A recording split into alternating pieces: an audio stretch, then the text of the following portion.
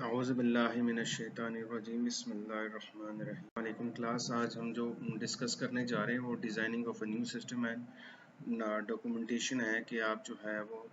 अपना सिस्टम कोई भी बना रहे हैं उसको डिज़ाइनिंग उसकी कैसे कर सकते हैं और उसकी डॉक्यूमेंटेशन कैसे होगी। ऑलरेडी ये जो फेजेस हैं वो हम डिस्कस कर चुके हैं। जो स्टेप लाइफ साइकिल है आपकी, उसमें ये तमाम चीज़ें वो डिस्कस हो चुकी हैं, लेकिन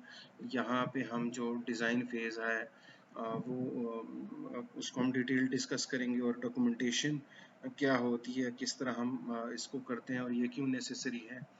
डॉक्यूमेंटेशन किसी भी सिस्टम को डिज़ाइन करने के लिए, उसको बनाने के लिए, उसको इम्प्लीमेंटेशन के बाद आप डॉक्यूमेंटेशन कैसे करते हैं। ये जो डिज़ाइन फेज़ है ये आपका तब स्टार्ट होता है जब आपका प्रिलिमिनरी फेज़ भी अचीव कर लेते हैं,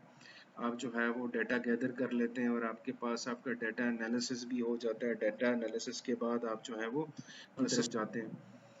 जो सिस्टम डिज़ाइन में जब डिज़ाइन बेसिकली है क्या, सिस्टम डिज़ाइन वो है जिसमें आप जो है वो मॉड्यूल्स, आर्किटेक्चर और कंपोनेंट्स जो है वो आप बनाते हैं on the basis of the data analysis.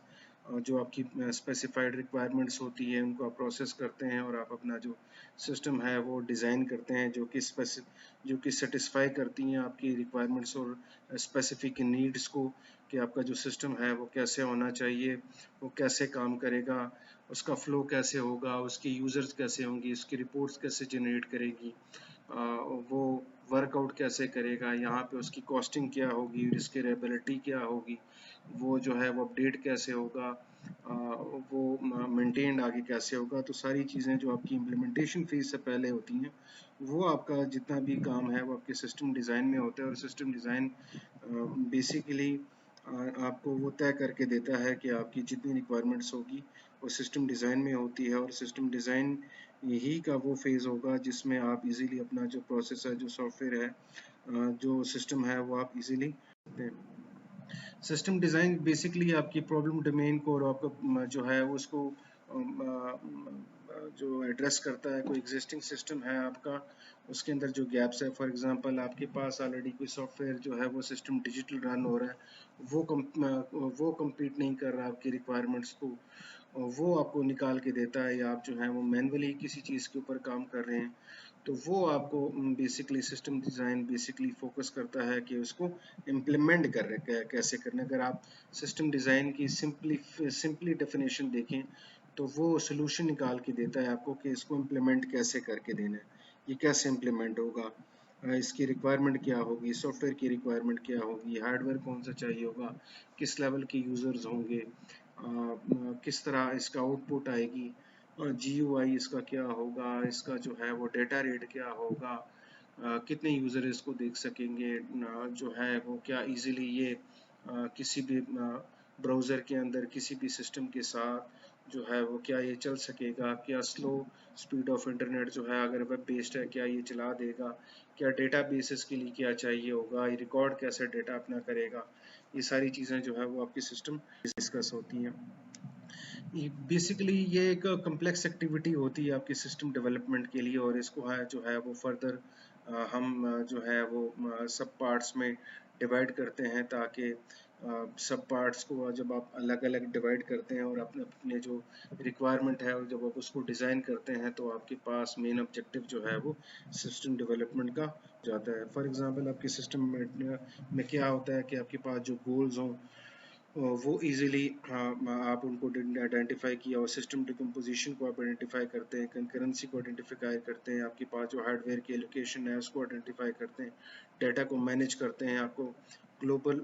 Resource को आप देखते हैं, उसका जो कंट्रोल होगा सॉफ्टवेयर का उसकी इम्प्लीमेंटेशन को आप देखते हैं, और आप जो है वो बाउंड्री कंडीशन जो है वो अप्लाई करते हैं अपने सिस्टम डिज़ाइन के बाद, ताकि जब आपका सिस्टम डिज़ाइन हो जाए कि फॉर एग्ज़ाम्पल किस लेवल के हार्डवेयर के ऊपर ये चल सकेगा, क्या हाई लेवल सिस्टम इसके लिए चाहिए, जैसे नॉर्मल सिस्टम इजीली यूज इसको कर लेगा, इसके लिए जो है वो जो बिल्डअप के लिए सॉफ्टवेयर जो है वो कौन सा आप यूज़ करेंगे, कोई रिसोर्स आपको ग्लोबली चाहिए उसको यूज़ करने के लिए उसको आप देखते हैं, आप जो है वो कोई बाउंड्रीज लगा देते हैं कि नहीं जी अब ये सिस्टम डिज़ाइन हमारा जो है वो आइडेंटिफाई हो चुका है। इसके बाद as per the requirement of the goal, उसके बाद हम इसमें कोई चेंज, जब ये डिज़ाइन फाइनल हो जाएगा, कोई प्रोटोटाइप आप जो है वो शेयर कर लेते हैं अपने उस बिजनेस यूज़र के पास जो कि इम्प्लीमेंट करवाना चाह रहे हैं, तो उसके बाद आप उसमें कोई फर्दर चेंजेस नहीं करेंगे। इनपुट क्या चाहिए आपके पास सिस्टम को डिज़ाइन करने के लिए? एक स्टेटमेंट ऑफ वर्क हो, आपके पास जो है वो जो रिक्वायरमेंट है प्लान का वो होना चाहिए। करंट आपके पास एनालिसिस जो था वो डाटा एनालिसिस वो आपके पास हो। प्रपोज सिस्टम रिक्वायरमेंट्स में आपके पास जो है वो DFDs हो, मेटा डाटा हो, जिनको जो है वो आप समझ सकते हैं और वो इंक्लूड होंगी आपकी सिस्टम डिज़ाइन में, जो कि आपके प्रोसेस को और एल्गोरिदम्स को, कि आपका जो सिस्टम डिज़ाइन है वो वर्क कैसे करेगा, पहले फेज पे क्या आएगा, सेकंड फेज पे क्या आएगा, थर्ड फेज पे क्या होगा, ये सारी चीज़ें जो है वो आइडेंटिफाई करते हैं। और आउटपुट्स, जो आपका डिज़ाइन का आउटपुट होगा वो क्या होगा, एज पर द चेंजेस जो कि आपके प्रपोज सिस्टम में आपने प्रपोज की हैं, जो आपके पास रिक्वायरमेंट थी वो चीज़ें आपके पास आती हैं। मेटा डाटा आपके टेबल्स और फाइल्स और कॉलम्स वो आइडेंटिफाई करता है। हायरार्की डायग्राम जो है वो आपकी बनती है, और आप उसको ग्राफिकली जो है वो आप बना के देते हैं, या वेब पेज के ऊपर उसको, कोई वेब पेज है उसके ऊपर आप इम्प्लीमेंट करते हैं। एक्चुअल या सूडो कोड मॉड्यूल बनता है हर एक प्रोग्राम का, हर एक सबसेट का, और आप जो है वो एक प्रपोज सिस्टम का जो है वो आप प्रोटोटाइप जो है वो बने हैं। उसके बाद यहाँ पे कुछ टाइप्स हैं सिस्टम डिज़ाइन की, 4 टाइप्स हैं आपके पास सिस्टम डिज़ाइंस की। जब आप सिस्टम को डिज़ाइन करते हैं, सबसे पहले आपके पास लॉजिकल डिज़ाइन है। लॉजिकल डिज़ाइन क्या करता है, ये रिप्रेजेंट करता है आपके डाटा फ्लो को, कि वर्कआउट कैसे होगा, आपकी इनपुट्स क्या क्या होंगी और उसके मुताबिक आपका आउटपुट क्या होगा। ये बेसिकली डिस्क्राइब करता है डिटेल में आपके सोर्सेज को, आपके डेस्टिनेशन को, आपके डेटाबेस को,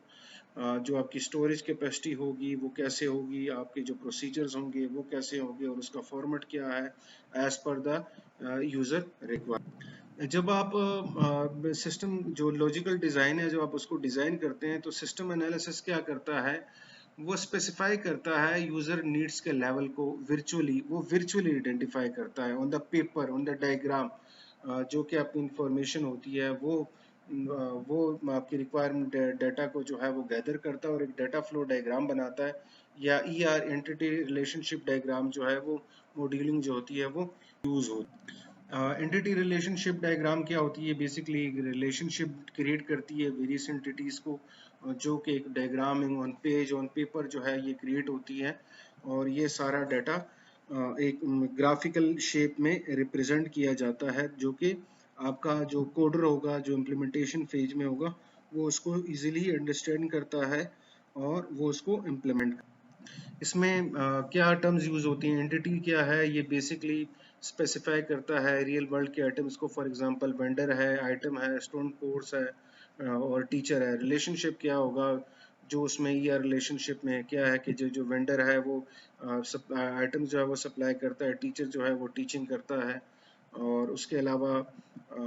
ये जो सप्लाईज और जो कोर्स का जो रिलेशनशिप है, ये रिलेशनशिप के थ्रू शो किया जाता है। एट्रीब्यूट्स क्या होते हैं, वो कोई आप कोड नेम देते हैं, वेंडर्स को कोई कोड देते हैं, स्टूडेंट का कोई नाम है, वेंडर का कोई कोड है, वेंडर का कोई नाम है, और ये मुख्तलिफ जो है वो ग्राफिकल शिप्स क्रिएट की जाती हैं। ये काफ़ी लेंथी है प्रोसेस होता है ER, और ये जब आप जो स्पेसिफिक कंप्यूटर बेस्ड जो स्टूडेंट्स होते हैं BCS के, जो कि इसको स्टडी करते हैं, तो ये उनके लिए स्पेसिफिकली सॉफ्टवेयर इंजीनियरिंग में एक चैप्टर है जो कि इन चीज़ों को समझाया जाता है। तो यहाँ पे सिर्फ आपको बताने की ज़रूरत है आपको, कि आपको पता हो कि ER मॉडल क्या होता है और उसमें इसकी एंटिटीज़ या रिलेशनशिप या एट्रीब्यूट्स होते क्या हैं। उसके बाद दूसरा स्टेप में आपके पास आता है फिजिकल डिज़ाइन। ये बेसिकली रिलेट करता है आपके एक्चुअल इनपुट और आउटपुट के प्रोसेसेस को, कि आपका जो डाटा था वो सिस्टम में एंटर कैसे होगा, वो वेरीफाई कैसे होगा, वो प्रोसेस कैसे होगा, और उसका जो डिस्प्ले होगा वो कैसे होगा। ये बेसिकली वो चीज़ है, ये वो चीज़ को रिप्रेजेंट करता है कि आपका जो सिस्टम है वो वर्कआउट कैसे करेगा, और आपके जो प्रोसेसेस हैं उसका जो इंटरफेस है वो उसमें आप उसको डिज़ाइन करते हैं, उसका जो प्रोसेस है वो डिज़ाइन होता है, और जो आपका डाटा है वो डिज़ाइन होता है कि आपकी जो सिस्टम की वर्किंग है और उसकी जो स्पेसिफिकेशन है, आपका सिस्टम वर्कआउट कैसे करेगा, उसमें आपका फिजिकल डिज़ाइन में ये चीज़। फिजिकल डिज़ाइन में होता क्या है, फिर बेसिकली आप अपनी जो इनपुट है उसको आइडेंटिफाई करते हैं, आपकी आउटपुट जो है उसको आइडेंटिफाई करते हैं, अपना जो डाटा बेस है उसको आप डिज़ाइन करते हैं कि वो आपका जो डाटा बेस होगा वो कैसे डिज़ाइन होगा, वो उसकी शेप कैसी होगी, कौन से टूल्स आप यूज़ करेंगे। आप अपनी बैकअप जो प्रोसीजर्स हैं उसको आइडेंटिफाई करेंगे कि क्या जो सिस्टम में जितनी वर्किंग होगी क्या वो डेली बैकअप लेगी, या उसका जो वर्जन होगा वो मंथली होगा, क्वार्टरली होगा, ईयरली होगा, वो जो है वो अपडेट कैसे होगा। आप अपनी जो प्लानिंग है फिजिकल डिज़ाइन में, वो इम्प्लीमेंटेशन कब स्टार्ट होगी, कौन सा कोड यूज़ होगा, कौन से लोग इसको करेंगे, किस लेवल की इम्प्लीमेंटेशन होगी, आप जो है वो क्या डायरेक्ट इम्प्लीमेंटेशन करेंगे, फेज्ड इम्प्लीमेंटेशन करेंगे, इस तरह का कोई इम्प्लीमेंटेशन मॉडल जो है वो आप सिलेक्ट करते हैं। या आप जो है वो इसको आपका पुराना सिस्टम और नया सिस्टम जो दोनों है वो रन होगा, पायलट इम्प्लीमेंटेशन जो है कि वो रन होगी। आप अब जो है वो अपने हार्डवेयर और अपने सॉफ्टवेयर टूल्स जो है वो उनको आइडेंटिफाई करते हैं, आप जो है वो अपनी कॉस्टिंग जो है उसको आप अपडेट करते हैं, सिस्टम के बेनिफिट्स को देखते हैं, कन्वर्जन रेट्स को देखते हैं, और जो सिस्टम की कंस्ट्रेंट्स या लिमिटेशंस हैं उसको आप यहाँ पे फिजिकल डिज़ाइन में। उसके बाद आपके पास आता है आर्किटेक्चरल डिज़ाइन। आर्किटेक्चरल डिज़ाइन ये होता है कि जो आपके सिस्टम का जो आर्किटेक्चर है वो हो, इसमें आप बेसिकली आपका जो सिस्टम का बिहेवियर है वो कैसे होगा, उसकी वर्किंग को आप देखते हैं। जब आपका सिस्टम जो है वो इम्प्लीमेंट होगा तो उसका जो बिहेवियर होगा वो कैसे वर्कआउट करेगा। ये बेसिकली आपके सिस्टम के जो अंदर वेरियस मॉड्यूल्स होते हैं उनका वो इसमें आप अपने आर्किटेक्चरल डिज़ाइन में उसका जो रिलेशनशिप होता है उसको आप जो है वो आइडेंटिफाई करते हैं, और जितने भी आपके सिस्टम के अंदर उसकी वर्किंग होगी और उसका जो बिहेवियर होगा वो आपके सिस्टम आर्किटेक्चरल डिज़ाइन के अंदर। उसके बाद बेसिकली आपके पास डिटेल्ड डिज़ाइन आता है, ये फॉलो करता है जब आपका physical design logical design complete हो जाता है, आपका आर्किटेक्चरल डिज़ाइन आपका कंप्लीट हो जाता है, तो आप डिज़ाइन डिटेल डिज़ाइन के ऊपर आते हैं। और डिटेल डिज़ाइन बेसिकली जब अब आप उसके वर्किंग और बिहेवियर के ऊपर बात कर लेते हैं, उसकी कंस्ट्रेंट के ऊपर बात कर लेते हैं, तो उसके बाद आप आते हैं डेवलपमेंट ऑफ ईच मॉड्यूल। उस सिस्टम के अंदर जितने भी मॉड्यूल्स होते हैं आप उसको डेवलप करते हैं कि ये डेवलपमेंट इसकी कैसे। उसके बाद हम आते हैं डॉक्यूमेंटेशन के बाद, जब आपका सिस्टम जो है वो डिज़ाइन हो जाता है तो ये आप उसको इम्प्लीमेंट करते हैं, और इम्प्लीमेंट करने के बाद आप जो है वो आपका मेन जो टॉपिक है वो डॉक्यूमेंटेशन के ऊपर आता है। कुछ डॉक्यूमेंटेशन की एक टाइप जो है जब आप वो स्टार्ट तब ही हो जाती है जब आप सिस्टम एनालिसिस स्टार्ट करते हैं, तो वहीं से आपका जो डॉक्यूमेंटेशन स्टार्ट हो जाती है। ये बेसिकली लास्ट टॉपिक है आपके चैप्टर का, लेकिन मैंने इसको अटैच कर लिया है सिस्टम डिज़ाइन के साथ। और बीच में एक जो टॉपिक था development of a new system, development and implementation of a new system, तो उसको हम नेक्स्ट लेक्चर में देखेंगे कि आप अपने सिस्टम को कोई भी नया सिस्टम जो है वो डेवलप करना चाहते हैं या उसको इम्प्लीमेंट करना चाहते हैं, तो उसमें हम स्टडी करेंगे सिस्टम लाइफ साइकिल के कुछ मॉडल्स हैं, सिस्टम डेवलपमेंट लाइफ साइकिल के कुछ मॉड्यूल्स हैं, कुछ मॉडल्स हैं, उनको यूज़ करते हुए कि आप कौन सा मॉडल यूज़ कर सकते हैं और आप अपना सिस्टम जो है वो डेवलप कर सकते हैं। डॉक्यूमेंटेशन जो है वो बहुत ज़रूरी है आपके सिस्टम के लिए, क्योंकि सिस्टम डेवलपमेंट लाइफ साइकिल के काफ़ी सारे जो स्टेप्स हैं वो एक जैसे ही हैं, वो स्पेसिफाई करते हैं आपके जो आपकी वर्किंग है डॉक्यूमेंटेशन की, कि वो आपने अपना सिस्टम जो था वो कैसे बनाया, यूज़र फ्रेंडली था, उसमें रिपोर्ट्स आप जनरेट करते हैं, कुछ एग्जांपल्स आप जनरेट करते हैं, यूज़र मैनुअल्स बनाते हैं, आपका सिस्टम कैसे फ्लो करता है, आपकी मेंटेनेंस कैसे होगी, कौन सा कोड यूज़ हुआ था, उसको आपने इम्प्लीमेंट कैसे किया, उसमें कोई बग्स आए थे वो कैसे आपने रिमूव किए, और उसको अगर फॉर एग्जांपल कोई मेंटेनेंस चाहिए तो वो कैसे होगी। बेसिकली आपके डॉक्यूमेंट वो आपके पास दो तरह की है। सबसे पहले आपके पास जो है वो यूज़र डॉक्यूमेंट्स है। यूज़र डॉक्यूमेंट्स में आप जो है वो मैनुअल बनाते हैं, हेल्प गाइड्स बनाते हैं, ट्यूटोरियल्स बनाते हैं, वीडियो ट्यूटोरियल्स होंगे आपके पास, जो है वो रिटन फॉर्म में आएगी चीज़ें, आप जो है वो स्क्रीनशॉट्स लेते हैं, आप कोई अपने सिस्टम जो जो आपने सिस्टम बनाया था उसमें आप ट्रेनिंग देते हैं यूज़र्स को, और ये जो जितना भी प्रोसेस होगा ये बिल्कुल क्लियर होगा, अंडरस्टैंडेबल होगा, जो कि हर लेवल का जो यूज़र है वो इसको इजीली यूज़ भी कर सके, उसको पढ़ भी सके, उसको समझ भी सके। ये मतलब आपकी जो यूज़र डॉक्यूमेंटेशन है ये बेसिकली आप सिंपल इंग्लिश में इसको यूजर डॉक्यूमेंट जो है वो बेसिकली आपका जो सिस्टम ऑनर्स है, एनालिस्ट है या प्रोग्रामर है, ये तीनों मिल के ये अपनी एफर्ट्स कंबाइन करते हैं और डेवलप करते हैं एक यूज़र गाइड। यूज़र गाइड में आप बेसिकली आपके पास क्लियरली डिस्क्राइब करते हैं सिस्टम के मेजर फीचर्स को, इसकी कैपेबिलिटीज़ को, उसकी लिमिटेशंस को। आप जो है वो कुछ प्रिपेयर करते हैं प्रोसेसिंग, वो उसकी प्रोसेसिंग और कैसे होती है, और उसके अलावा आप कुछ सैम्पल डिस्क्रिप्शन फॉर्म में आप जो है वो ओवरव्यू देते हैं उस प्रोसेसेस की, मेन्यूज़ का, डाटा एंट्री स्क्रीन ऑप्शंस आपके पास आती है, आपके कंटेंट्स की आप स्क्रीनशॉट्स लेते हैं, कोई आप जब सिस्टम वर्कआउट कैसे करेगा, प्रोसेस कर कैसे करेगा, उसकी आप इंस्ट्रक्शंस बना के देते हैं। आप कोई रिपोर्ट्स फॉर एग्जांपल जनरेट करते हैं जो कि यूज़र रिक्वेस्ट के ऊपर कोई सैंपल्स जो होते हैं उसको जो रेगुलरली अवेलेबल हों, और उसकी वर्किंग जो है वो उसको कैसे कर सकते हैं। आप उसमें डाटा इनपुट और आउटपुट और प्रोसेसिंग रिक्वायरमेंट्स की जो है वो रिस्पॉन्सिबिलिटी को एक्सप्लेन करते हैं। फॉर एग्जांपल कोई रिक्वेस्ट उसने चेंज करनी है, या कोई उस सिस्टम को यूज़ करते हुए कोई प्रॉब्लम्स आ गई है या कोई बग आ गया है, तो वो इजीली वो रिपोर्ट कर सकते हैं। वो आप बनाते हैं ताकि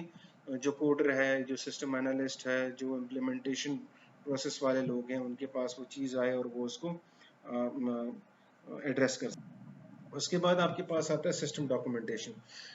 ये बेसिकली ओनर के लिए होता है, ताकि उनको पता हो जिन्होंने आपसे बनवाया, या वो टेक्निकल, क्योंकि इसमें टेक्निकल स्पेसिफिकेशंस होती हैं कि आपके ऑब्जेक्टिव जो थे वो कैसे कंप्लीट हुए, आपने इसके अंदर जो था वो कौन से टेक्निकलिटीज़ और मॉडिफिकेशन जो थी वो आपने की, आपने इसको कैसे अचीव किया, तो ये सारी चीज़ें आपके पास डॉक्यूमेंटेशन के पास आती हैं। ये बेसिकली हर एक प्रोग्राम का जो एक सब मॉड्यूल्स होता है वो उसको डिस्क्राइब करता है, मेजर फंक्शन जो होते हैं सिस्टम्स के, तमाम फंक्शंस, तमाम प्रोग्राम जो थे वो इम्प्लीमेंट कैसे हुए, उनका पर्पस क्या था, उनको एग्जीक्यूट कैसे किया, वो 1 2 3 के साथ वो आया हो, आपके पास इंफॉर्मेशन कैसे पास हुई, वो डाटा कैसे स्टोर हुआ हर प्रोग्राम में, और ये ओवरऑल सिस्टम जो है वो फ्लो कैसे करता है, रन कैसे करता है। ये सारी चीज़ें आपकी सिस्टम डॉक्यूमेंटेशन के अंदर आती हैं। इसके अंदर आपके पास डाटा डिक्शनरी एंट्रीज होती हैं, डाटा फ्लो डायग्राम्स होते हैं, ऑब्जेक्ट मॉड्यूल्स होते हैं, स्क्रीन लेआउट्स होती हैं, सोर्स डॉक्यूमेंट्स जो मेन डॉक्यूमेंट था जिससे इनकी इनपुट आई वो कैसे होती है, और सिस्टम जो था वो आपका जो प्रोजेक्ट था, जो सिस्टम जो था वो इनिशिएट कैसे हुआ, फर्स्ट स्टार्ट कैसे हुआ, ये सारी चीज़ें आपकी सिस्टम डॉक्यूमेंट के अंदर आती हैं। ज़्यादातर आपके पास जो सिस्टम डॉक्यूमेंटेशन की जो प्रिपरेशन है वो सिस्टम एनालिसिस और सिस्टम एनालिसिस से स्टार्ट होती है। आपकी तमाम जो चीज़ें एनालिसिस में आती हैं वो आपकी सिस्टम डॉक्यूमेंटेशन के अंदर आती हैं। आपके पास जो डिज़ाइन फेज़ होता है वो सिस्टम डॉक्यूमेंटेशन का पार्ट बनता है, क्योंकि ये वो चीज़ होती है कि आपका सिस्टम जो था वो इनिशिएट कैसे हुआ, किसने किया, उसके बाद क्या किया, एनालिसिस में क्या हुआ, आउटपुट क्या आई, उसके ऊपर डिज़ाइन कैसे कब आया, उसको अप्रूव कैसे किया, उसका डेटा फ्लो क्या था, उसकी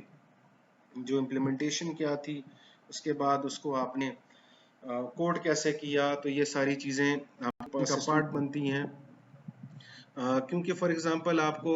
आपने सिस्टम में कोई बग आया था, उसको आप वेरीफाई करना चाहते हैं, उसकी एक्यूरेसी करना चाहते हैं, या उसको अप टू डेट करना चाहते हैं, उसमें कोई चेंजेस करना चाहते हैं, तो अगर आपके पास सिस्टम डॉक्यूमेंटेशन नहीं होगा तो वो सारी चीज़ें जो है वो आप इसको चेक नहीं कर सकते, क्योंकि जो इम्प्लीमेंटेशन फेज में आप जब आप इसको देखते हैं सिस्टम डॉक्यूमेंटेशन को, तो वो जो सिस्टम एनालिस्ट होता है वो रिव्यू करता है सिस्टम डॉक्यूमेंट को, ताकि वो उसको वेरीफाई कर सके, कंप्लीट कर सके, एक्यूरेसी ला सके, और अगर कोई चेंजेस इम्प्लीमेंटेशन फेज में आई हैं या कोई बग आया था उसके अंदर सिस्टम डिज़ाइन के बेस के ऊपर, तो उसमें कोई चेंजेस आई, तो ये सारी चीज़ें जो है वो उसको कंप्लीट कर सके डॉक्यूमेंटेशन फेज के अंदर, ताकि क्योंकि डॉक्यूमेंटेशन जो है वो हर सिस्टम का मौजूद रहता है और वो आपको बताता है कि ये सिस्टम वर्कआउट कैसे करेगा, और अगर इन केस इसमें कोई कोई चीज़ आती है, फॉर एग्जांपल सिस्टम डॉक्यूमेंटेशन का एक एग्जांपल है कि आप कोई गैजेट परचेज करते हैं, कोई लैपटॉप परचेज करते हैं, मोबाइल परचेज करते हैं, कोई एलईडी परचेज करते हैं, तो ये सारी चीज़ें आपके पास एक यूज़र मैनुअल आता है, जो आपके पास वो यूज़र डॉक्यूमेंट होता है, और बैक एंड में जिसने इसको डेवलप किया होता है तो उनके पास बैकअप में उसका सिस्टम डॉक्यूमेंट जो है वो मौजूद होता है। Thank you class. आपको आई होप के सिस्टम डिज़ाइन और डॉक्यूमेंटेशन जो है वो टॉपिक जो है वो क्लियर हो गया होगा, और इन केस आपको किसी चीज़ में एम्बिग्विटी है या समझ नहीं आई तो प्लीज़ डू कॉन्टैक्ट मी, ताकि मैं आपको ये फर्दर जो है वो एक्सप्लेन कर सकूं, और आप अपने क्वेश्चन जो है वो नोट डाउन भी कर सकते हैं, ताकि हम जब जूम सेशन में इसको डिस्कस करें फर्दर आप लोगों के साथ, तो आप मुझसे वो क्वेश्चन कर सकते हैं, ताकि मैं आपको वो ये फर्दर क्लैरिफाई कर सकूं। Thank you class.